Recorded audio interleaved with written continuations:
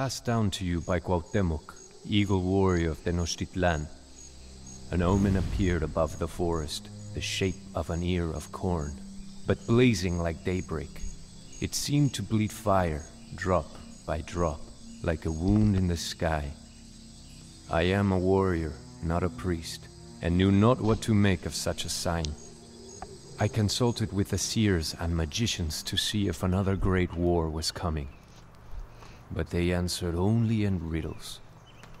The gods want more sacrifice was their answer.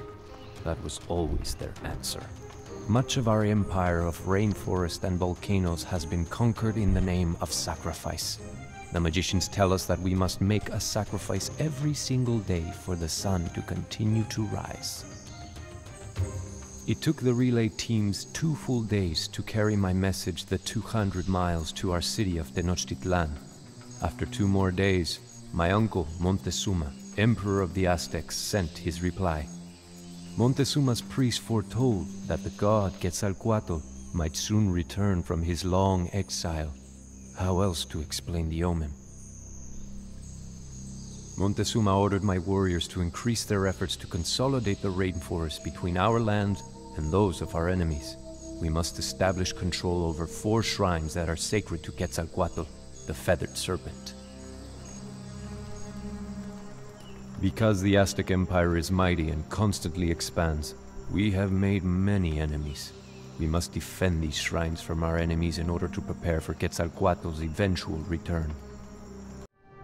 When my warriors had captured the shrines and defeated the Xochimilcan and Tlatelolco, we made the long journey back to Tenochtitlan, laden with gifts for Emperor Montezuma, jade, feathers, and of course, prisoners. The sheer vastness of our city on the lake seems staggering after having been in the rainforest for so many days. Emperor Montezuma lives in the most sumptuous rooms of the palace with his wives and concubines. While we spoke, he drank frothing chocolate from a golden cup. Musicians played their drums and flutes, and masked women danced. When my uncle Montezuma first ascended the Great Pyramid many years ago to become emperor, there was a great celebration. Yet now, some question his leadership. He sometimes makes decisions slowly, and rarely does he lead the warriors into combat. Montezuma's priest informed us that Quetzalcoatl, the feathered serpent, would soon return to Tenochtitlan to reclaim his kingdom. Since I had helped prepare for his coming, I was given a new obsidian macana and promoted to the rank of jaguar warrior. There was more feasting and dancing that night. The air was heavy with perfume. However, I noticed as I walked down the steps of the Emperor's palace that the omen still hung heavily over the lake, spraying sparks over the midnight sky. So says Cuauhtémoc, jaguar warrior of Tenochtitlan. Passed down to you by Cuauhtémoc, jaguar warrior of Tenochtitlan. The gods were still uneasy, for another omen appeared that same year. The temple of the demon Huitzilopochtli burst suddenly into flames, although it was made of stone. When the people hurried to pour water on the fire, it burned with even greater violence. I asked our Emperor Montezuma what we needed to do to appease the gods. His haughty priests made that predictable reply. The Aztec Empire needed more prisoners. The sun god, the rain god, and even the feathered serpent Quetzalcoatl were angry deities that required sacrifice. Our city-state of Tenochtitlan is allied with 2 others, together composing the Triple Alliance. Montezuma intended for the Triple Alliance to attack our longtime enemies, the Tlaxcala. I sent the traditional shield, arrows, and cloaks to the Tlaxcala, declaring to them that they would soon be attacked. Then, we marched out into the forests, our jaguar and eagle banners ready to clash with the heron banners of the Tlaxcala. Birds in the rainforest canopy took to the sky, eager to be away from the violence that was to come. The first messengers to arrive in Tenochtitlan told of mountains or towers that floated on the sea. Each story told to Montezuma was more fantastic than the last. They could fire stone balls, shooting sparks and raining fire that could crack open weapons. Huge deer with no antlers carried these gods on their backs. Their swords were iron, their bows were iron, their shields were iron, and their clothes were iron. Surely this was the return of Quetzalcoatl. Montezuma heard these reports with growing alarm as he shifted nervously on the Icpali, his legless throne. He ordered expensive gifts to be sent to the new arrivals, in the hopes that Quetzalcoatl would spare Montezuma when the feathered serpent came to Tenochtitlan.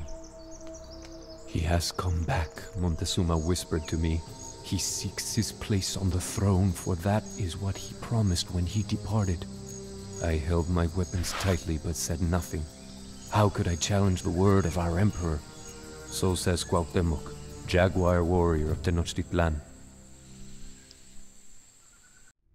Passed down to you by Cuauhtémoc, jaguar warrior of Tenochtitlan. Another omen. The lake around the great city of Tenochtitlan rose and boiled. It foamed until it washed against the houses of the city, sweeping many of them into the lake. I accompanied our dignitaries to meet with the new arrivals. We journeyed towards the coast, through the lands of our enemies, the Tlaxcala. When we emerged from the forest, the strangers welcomed us, although they kept their weapons nearby. I told them that we were Aztecs, representatives of the great Montezuma. Their leader said that his people were Spanish, and he named himself Cortés, although he seemed pleased when we referred to him as Quetzalcoatl. Although their armor and animals seem otherworldly, they did not seem like gods to me. We presented Cortés gifts of finest cotton and plumes of bird feathers, but he seemed more interested in the gold ornaments. He asked again and again if there was more gold to be found in Tenochtitlan. By now, Cortés had advanced all the way to the lands of the Tlaxcala. There was initial warfare made between Tlaxcala and the Spanish. However, when Cortés heard stories about the size of Tenochtitlan and the number of our brave Aztec warriors, he suggested that the Spanish and the Tlaxcala join forces and attack the Aztecs. Although the Aztec warriors fought well that day, my men were frightened by the beasts that the Spanish rode into combat, and by the noise of their exploding weapons. Although we had survived the attack, I thought it best to withdraw towards Tenochtitlan and share with Emperor Montezuma all that we had learned. I don't know if my uncle Montezuma was being cowardly or merely trying to preserve us from the wrath of the gods, but he sent more gifts to Cortés along with an invitation to visit our great city as his personal guest. I was there when Montezuma met Cortés on one of the causeways leading into our great city. The Spanish had evidently never seen anything like Tenochtitlan, and they stared in wonder at the brightly colored markets and pyramids rising out of a man-made island in the middle of a gigantic lake, Texcoco. Some of the Spanish soldiers asked whether it was all a dream, the first glimpse of things never heard, seen, or dreamed before. Montezuma led Cortés to the top of the Great Pyramid, where he pointed out the various canals and neighborhoods of the city. But Cortés was mostly interested in gold ornaments, and helped himself to any which he encountered. I was no longer convinced that this man was Quetzalcoatl. So says Cuauhtémoc, jaguar warrior of Tenochtitlan.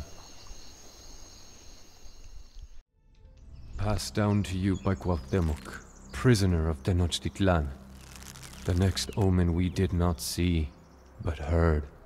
The voice of a weeping woman who cried in the night that she could not hide her children. Indecision plagued Emperor Montezuma. Was this man Quetzalcoatl, or was he just a man? As the emperor brooded, the citizens grew restless. Cortés kept a close watch on the emperor, and soon Montezuma became a prisoner in his own palace. Thus did the Spanish take Tenochtitlan without a siege. The Spanish collected all of the gold they could find. They were not interested in our art or ornaments, but merely melted down the gold for the return to Spain. They also outlawed any further sacrifice to the gods. When the priests protested, they were killed. The citizens and warriors of Tenochtitlan were enraged. We knew, even if our emperor did not, that these men were not gods. Riots broke out in the marketplace and at the palace. When Montezuma himself appeared on the walls urging the Aztecs to be at peace, the people threw stones at him. It was time to remove these so-called gods from Tenochtitlan. The Spanish called it La Noche Triste, which meant the Night of Sorrows in their language. At first, the Spanish barricaded themselves in our homes and palaces, but we continuously attacked their quarters. With stones, slings and arrows, we drove the Spanish and Tlaxcalans through the streets of Tenochtitlan and across the 3 bridges and over the walls into Lake Texcoco. Thousands died. Those Spanish that were not killed by macanas or javelins were drowned by the weight of the treasure they refused to leave behind. Tenochtitlan lay in ruin, but the city was ours again. Many brave Aztec warriors died that night as well, including noble Montezuma. The Spanish claimed that our own people had killed him with thrown stones. Thus, it was a night of sorrows for us as well. So says Cuauhtémoc, defender of Tenochtitlan. Passed down to you by Cuauhtémoc, Emperor of Tenochtitlan. The death of Montezuma only served to further inflame the fury of my people. I plan to lead the attack personally against the Spanish. That is as it should be, Cuauhtémoc, the priests told me, for you are now our emperor. I took my place on the Ixpali throne, and the headdress of the emperor was placed upon my head. A crown is never a comfortable thing to wear. Cortés had still not made it far from Tenochtitlan, for the Spanish were weighed down with our stolen gold. As they fled around the shores of the lake, my warriors pursued them in canoes. I sent additional warriors by land, for it was obvious now that Cortés was attempting to flee back to the safety of his allies in Tlaxcala. We caught up with the Spanish on the north side of Lake Texcoco. The surviving Spanish on the edge of the lake could see as their captured comrades were dragged up the steps of the Great Pyramid. Perhaps they would then understand why we feared the wrath of the feathered serpent Quetzalcoatl. Perhaps they would know fear as well. With the fighting having subsided, there was much work to be done. Our city had suffered much from the Spanish occupation and the fighting in the streets. The priests set out to repair the temples, for the Spanish had cast down the idols that we had placed there. We began a celebration to give thanks to the gods, when a great plague struck Tenochtitlan. Many of our people became helpless and could only lie in their beds. Many others died. We did not know if the gods were still unhappy with us, or if this was some weapon unleashed by the Spanish. Regardless, if Cortés returned, he would find a much weakened city. I could not let that happen. So says Cuauhtémoc, Emperor of Tenochtitlan. Passed down to you by Cuauhtémoc, Emperor of Tenochtitlan. The Spanish will return soon. I had hoped that Cortés would continue fleeing back from whence he came, but he had stopped to regroup at Tlaxcala. I imagined that he could not stand the thought of returning to Spain while we still had treasuries of gold hidden from him. Still dreaming of gold and glory, the Spanish pledged themselves to another assault on Tenochtitlan. In Tlaxcala, Cortés constructed many warboats on dry land. Then he had the crafts broken down and carried through the rainforests, only to be rebuilt on Lake Texcoco. He knows that my Aztec warriors can defend the bridges leading into Tenochtitlan, but we are vulnerable from the water. I called the warriors to one final battle.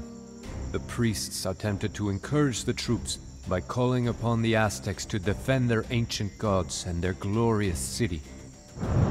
They sent up smoke signals to declare that the Aztecs were ready for war as I climbed the steps of the great temple and sounded the shell trumpet. Tenochtitlan would be under siege soon. and the brave Aztecs would die before we would see her captured. Not so long ago, some 500,000 people called Tenochtitlan home. It is difficult to recall that this smoking ruin was once an endless city. Yet, we will rebuild. We created this island upon which our city and temples stand, and we can do it once more. The Aztec Empire has endured its greatest challenge, yet the Spanish may return in the future. I am not certain that there is a place for us in this new world. I could ask the gods for a hint of the future, but no doubt that would lead to more sacrifice, and I think there has been enough death for now. My people composed a poem to commemorate this great war that we have survived, and yet perhaps still not won. Broken spears lie in the roads. We have torn our hair in grief. The houses are roofless now, and their walls are red with blood. So says Cuauhtémoc, Emperor of Tenochtitlan.